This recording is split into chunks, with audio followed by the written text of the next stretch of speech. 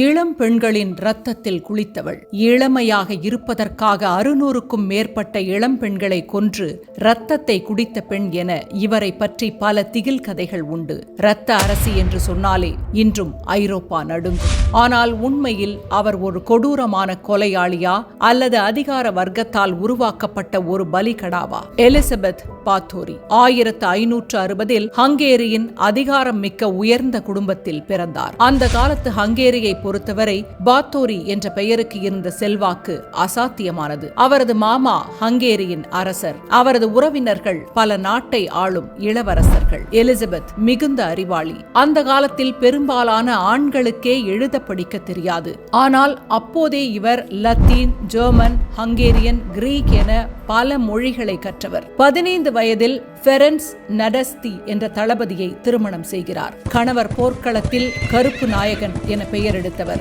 அவர் ஊரில் இல்லாத நேரங்களில் கோட்டை நிர்வாகம் முதல் நீதி வழங்குவது வரை அனைத்தையும் எலிசபெத் கவனித்துக் கொண்டார். இங்கேதான் கதையின் மிக முக்கியமான புள்ளி வருகிறது, அவரது செல்வம். எலிசபெத் எவ்வளவு செல்வந்தர் தெரியுமா? ஹங்கேரியின் மன்னர் 2ஆம் மத்தியாசுக்கே எலிசபெத்தின் குடும்பம்தான் பெரும் தொகையை வட்டிக்கு கொடுத்திருந்தது. சுருக்கமாக சொன்னால் அரசாங்கமே இவருக்கு கடன் பட்டிருந்தது. இவருக்கு சொந்தமாக பல கோட்டைகள், ஆயிரக்கணக்கான ஏக்கர் நிலங்கள் இருந்தன. பல நேரங்களில் மன்னருக்கே இல்லாத அதிகாரம் ஒரு பெண்ணான எலிசபெத்திடம் இருந்தது. இது அக்காலத்து அதிகார வர்க்கத்திற்கு பெரிய உறுத்தலாக இருந்தது. 1604இல் அவரது கணவர் இறந்த பிறகு புகார்கள் எழத் தொடங்குகின்றன. கோட்டைக்குள் வேலைக்கு செல்லும் பெண்கள் காணாமல் போகிறார்கள் என்ற செய்தி பரவுகிறது.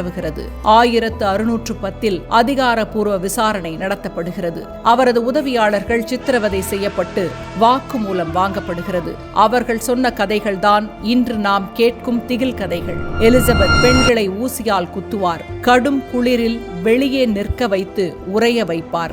எல்லாவற்றிற்கும் மேலாக தனது இளமையை தக்க வைக்க அவர்களின் இரத்தத்தில் குளிப்பார் என்று கூறப்பட்டது. ஆனால் ஆச்சரியமான விஷயம் என்னவென்றால் 300க்கும் மேற்பட்ட சாட்சிகள் இருந்தும் எலிசபெத் ஒரு முறை கூட நீதிமன்றத்தில் பேச அனுமதிக்கப்படவில்லை. ஆனால் இதற்கு பின்னால் வேறொரு காரணம் இருக்கிறது. எலிசபெத் தனது சிறு வயதிலிருந்தே கடுமையான வலிப்பு நோயால் பாதிக்கப்பட்டிருந்தார். இது அவரது மூளை வளர்ச்சியையும் மனநிலையையும் பாதித்திருக்கலாம் என ஆய்வாளர்கள் கருதுகின்றனர்.